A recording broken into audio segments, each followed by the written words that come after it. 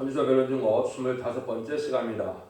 오늘 아모스 9장을 통하여 피할 수 없는 화와 새 시대에 대해서 알곡의 남은 자에 대해서 변론해 보도록 하겠습니다. 본장은 7장과 같이 시대적인 사명자가 전 3장은 또한 진리의 심판의 타협들을 전하고 나서는 8장과 같이 용서 없는 화가 오게 되고 9장과 같이 인간으로서는 피할 수 없는 화가 된다는 것입니다. 심판주의 주님의 역사와 또 하나님의 진노 하나님의 역사가 내리는 것은 피조물로서는 피할 수가 없다는 것입니다. 아끼지도 않고 피할 수도 없는 이런 환란에 회개치 않은 악인과 죄인이 다 멸망을 당한다는 것이 하나님의 말씀인 것입니다. 그래서 이 엄중한 경고 앞에 우리가 진리 앞에 순종하는 일만이 하나님 앞에 긍휼을 입어서 새시대 백성이 되고 또 새시대 지도자가 될 수 있다는 것을 우리가 명심해야 될 때가 온 것입니다. 1절에서 4절입니다. 내가 보니 주께서 전 곁에 서서 이르시되 기둥불을 쳐서 먼 지방에 움직이게 하며 그것으로 베풀어져서 무리의 머리를 떨어지게 하라. 내가 그 남은 자를 갈려 살육하더니 그 중에서 하나도 도망가지 못하여 그 중에서 하나도 피하지 못하리라. 저희가 파고 음부로 들어갈지라도 내 손이 거기서 치러야 낼 것이요 하늘로 올라갈지라도 내가 거기서 채여 내려올 것이며 또 갈매산 꼭대기에 숨을지라도 내가 거기서 찾아낼 것이요 눈을 피하여 바다 밑에 숨을지라도 내가 거기서 뱀을 명하여 물게 할 것이요 또 원수 앞에 사로잡혀 할지라도 내가 거기서 칼을 명하여 살려가게 할 것이라. 내가 저에게 주목하여 죄를 내리고 복을 내리지 아니하리라 하시니라. 얼마나 여기 하나님께서는 전멸의 화가 내려올 때는 어느 누구도 피할 수가 없다는 것이죠. 어디도 숨을 수도 없고 어디도 하나님의 진노의 그 벌을 피하는데 살아남을 수가 없다는 것이죠. 그래서 음부에 가도 하늘에 올라가도 바다 밑으로 숨어도 소용이 없고 순종치 않은 자는 다 살육을 당한다는 것입니다. 심판의 역사라는 것은 인간이 견딜 만한, 인간이 피할 만한 그러한 심판의 환란이 아니라는 것입니다. 어디든지 간에 예기치 악인과 죄는 다 멸망하고 순종치 않는 자는 다 멸망한다는 것을 말씀하는 겁니다. 그래서 계시록 7장처럼 인간 때문에 이런 환란과 재앙에 이제 구원을 받는 방법은 딱 두 가지 방법밖에 없습니다.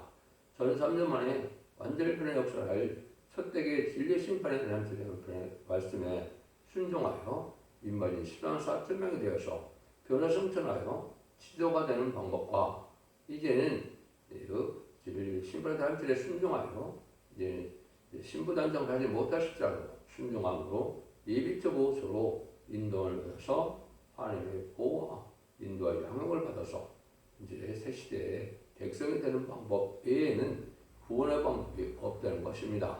그래서 아모스 8장과 9장에서는 전선전에 시인판의 달기를 전하고 난 다음에는 이렇게 용서 없는 화가 되고 피할 수 없는 화가 돼서 한 명도 남지 않고 전멸을 당하는 것을 자꾸 강조하는 것입니다. 이것이 하나님의 엄중한 경고다 이렇게 받아들여야 됩니다. 이것이 이제 스바냐 1장 3절에서는 내가 사람과 짐승을 진멸하고 공중에 새와 바다와 고기가 거치하는 것과 악인들을 아울러 진멸할 것이며 내가 사람을 치면서 멸절하리라. 나 여호와의 말이니라. 이는 멸절한다 그랬죠. 모든 인간에게 해를 주는 저주받은 세상의 동식물이나 모든 것이 사람까지 멸절한다. 한 명도 살아날 수 없다. 이 말이거든요. 그래서 하나님의 긍휼을 베푸는 동안에 하나님의 긍휼을 믿고 진리 앞에 순종하는 자들을 복을 주시지만은 순종하는 자는 이렇게 다 완전히 멸망한다. 이 말입니다. 그래서 예언의 말씀 읽고 듣는 자가 복을 받는 이유는 이제 이사야 18장 20절에 이렇게 이제 말씀을 하시죠. 여호와께서 말씀하시되 오라 우리가 서로 변론하자. 너희 죄가 주홍 같을지라도 눈과 같이 해줄 것이요 지름 같을지라도 양털같이 되리라. 너희가 즐겨 순종하면 땅 아름다운 산을 먹을 것이요 너희가 거들의 앞에 바른 칼에 삼키리라. 여호와의 입의 말씀이라. 하나님 엄청난 동원한 것이 마지막 변론에 대한 순종하면 원죄자 문제를 해결해서 에덴 동산의 축복으로 자손 만대 축복을 받지만 순정차라면 칼에 삼켜서 진노의 심판에 다 죽어서 참며 살아남지 못한다는 것을 경고한 것이죠. 이것이 마지막 최종적인 변론의 권고와 전산전의 진리의 심판에 대한 변론의 권고 것을 말씀하시는 것이죠. 이 일들이 실제 일어나는 때가 이제 전산전에 이제 알고 모르는 때에 구원의 역사가 있게 되고 그 3년만은 환란장 심판인데 짐승의 피를 받게 하고 짐승의 피를 받은 자는 이제 대접장과 아마겟돈 때 한 명도 살아남지 않고 못하고 다 죽게 된다는 사실입니다. 5절 6절입니다. 주 만군의 여호와의 애가 땅을 쳐서 녹게 하고 무릇 저가 거한 자로 괴한 자로 애통하게 하시며 그 온 땅으로 이제 하수에 넘친 같이 솟아오르며 액광같이 낮아지게 하는 자요 그 전을 하늘에 세우시며 그 공중의 기초를 땅에 드시며 바다를 불러 지면에 쏟으신 자니 그 이름은 여호와시니라. 하나님은 이제 창조하신 하나님의 능력이 있는 분이시기 때문에 이제는 다 피조물들은 피할 수가 없다는 것입니다. 천지 창조주 하나님 앞에 범죄한 자는 하나님께서 심판하시는데 어디 피할 곳이 없다는 것입니다. 하나님이 보호하는 자만 남고 죄는 자는 다 죽이는 날이라는 것입니다.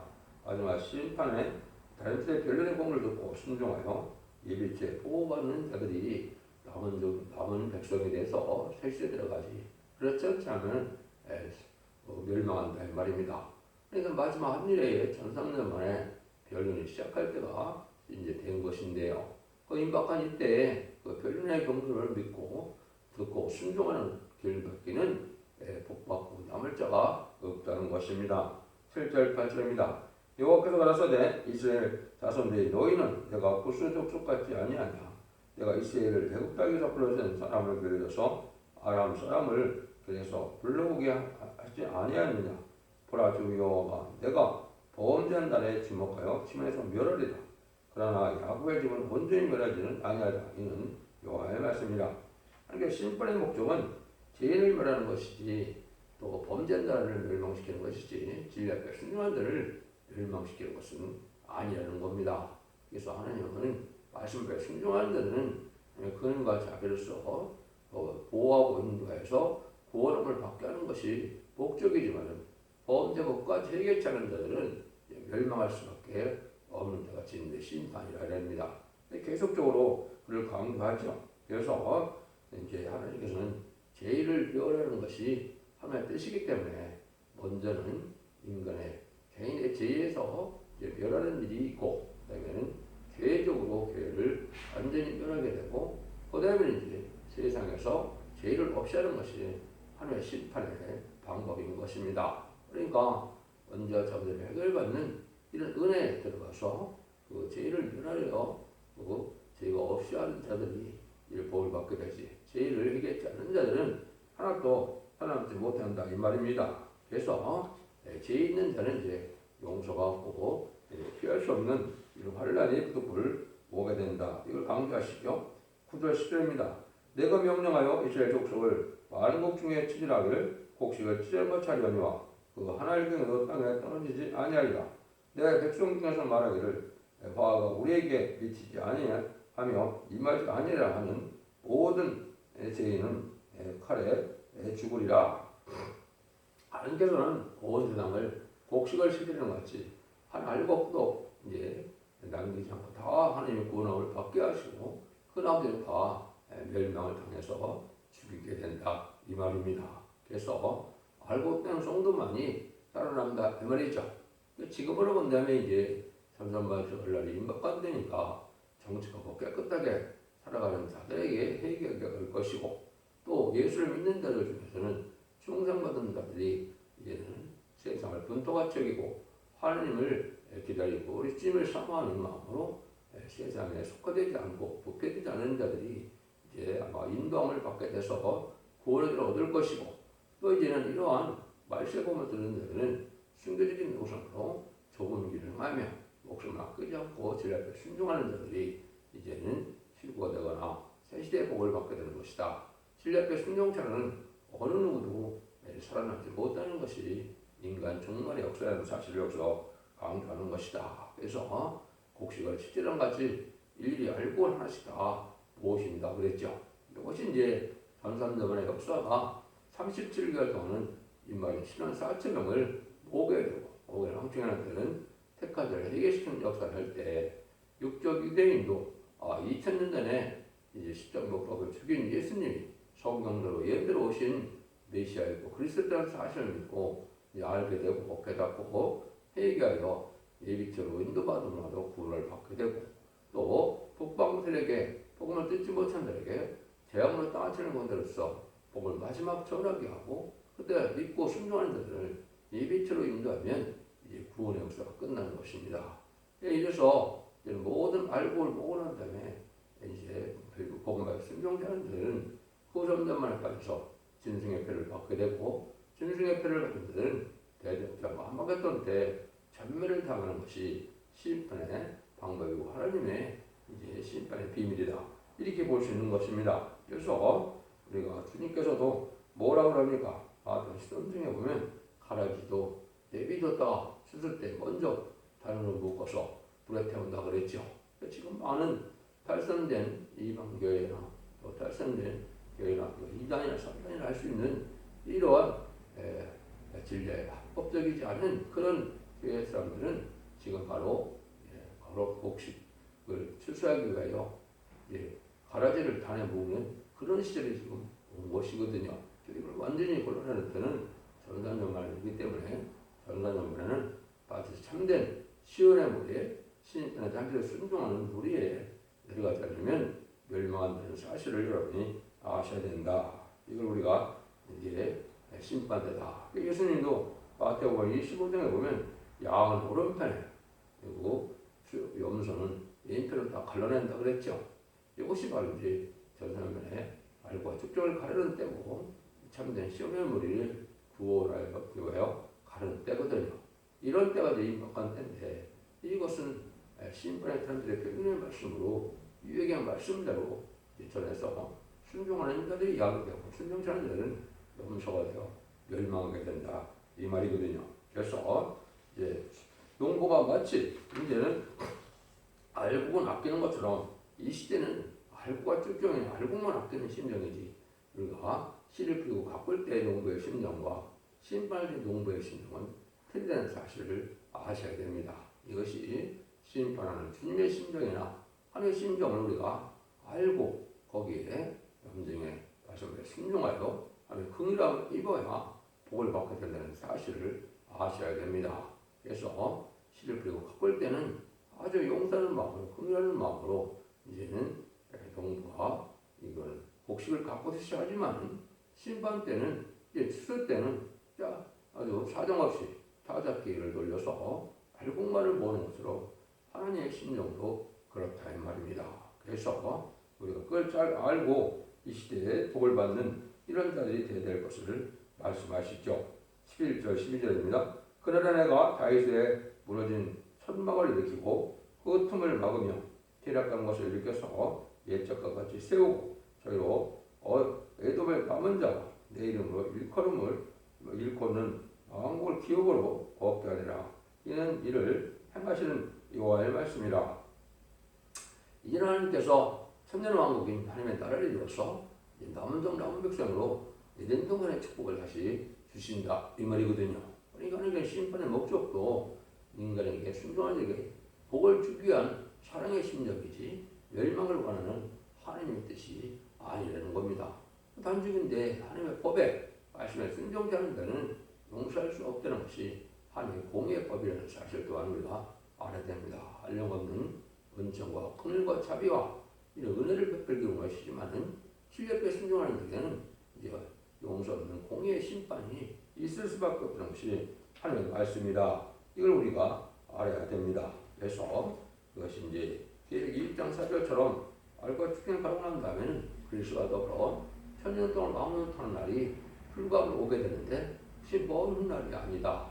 마지막 한 절에 천선의 역사가 들어갈 날이 임박한 시대에 우리가 살고 있다. 이것을 경고를 받고 깨달을 때가 온 것입니다. 13절입니다. 여호와께서 가라사대 보라 날이 이를지라 그때 밭가는 자가 곡식 뿌리는 자의 뒤를 이으며 포도를 밟는 자가 씨 뿌리는 자의 뒤를 이으며 산들을 단포도들을 흘리며 작은 산들은 노골이라. 이것은 이제 남은 자가 세시의 축복은 예정대로 회복되는데 사시장춘이 돼서 언제나 씨를 뿌리고 언제나 곡식을 거두는 이제 봄과 가을과 같은 계절이 된다. 이걸 말씀하는 것이죠. 이렇게 추위와 더위도 없는 상암도 없고 해안도 없는 부족이 없는 예전의 축복을 다시 주신다는 것이 심판을 하나님 주시고자 하는 사랑이다. 이 시대의 이스라엘 회복은 에덴 동산이 회복되어서 천년신앙 회복으로 예수님의 까명으로 다시는 이제 안식의 축복을 주는 것이 이 시대의 하나님의 회복이고 구원이라는 사실을 기독교인들이 알아야 되고 이것이 참된 기독교인의 소망이 되고 또 참 하나님의 사랑에 경고가 있는가 하면 이런 사랑을 완전히 이 땅에 이루는 것이 완전한 성도의 나라 그리스도의 나라 이런 것이 하나님의 뜻이고 천지를 창조하신 목적을 일체적으로 이 지구상에 이루어지는 것이 바로 천년의 왕국인 것입니다. 여러분들이 이제 지력에 순종함으로 그러한 복을 누리는 것이 하나님의 더 없는 그런 사랑과 은혜를 받는 방법인 것을 여러분 잘 아시고 기독교가 지금까지는 교단과 교파 상관없이 예수 그리스도를 구세주로 영접하여 사범죄 회개를 받고 부활 성전하신 예수님의 사망 공사를 이긴 걸 믿어서 성령을 보내신 예수님의 성령을 받음으로 영원을 받는 시대가 마가다락방부터 지금 21세기에 이르는 구원의 역사였지만 마지막 심판의 이때는 영원권의 구원을 받아서 죽지 않고 새시대고 최고 별성자라는 이런 것이 하나님의 섭리에 이루는 때인 겁니다. 반드시 알아야 될 것은 기독교의 2000년의 역사 영원권을 끝을 맺는 것이 아니고 가족적으로 이제는 구원을 받는 영원권의 구원의 반사적인 구원의 역사로 심판과 하나님 날에 복받게 되는 사실을 아셔야 됩니다.